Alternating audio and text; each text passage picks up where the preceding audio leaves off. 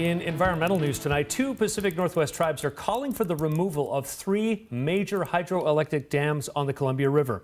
The dams are located along the lower Columbia River, including the Bonneville Dam, the Dalles Dam, and John Day Dam.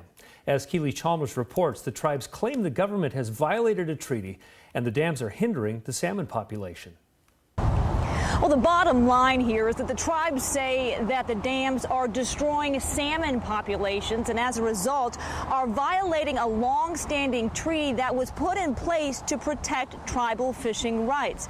Now, earlier today, tribal members from around the Northwest gathered here at Celilo Park to support the Yakama Nation and Lummi Nation in their calling for the removal of 3 hydropower dams. We're talking about the Bonneville, the Dalles, and the John Day dams. The tribes say the construction of the dams destroyed important native fishing sites and hurt salmon migration. In addition, they believe the stagnant reservoirs behind the dams are contributing to warmer river temperatures in which salmon cannot survive. The tribes say by keeping these dams in operation, the U.S. government is violating a treaty from 1855 that protected tribal fishing rights. There's been substantial impacts to our cultural way of life as Native people. Many of which have their origins along the Enchiwana, what others know as the Columbia River. And the consequence that's been endured by us as Native people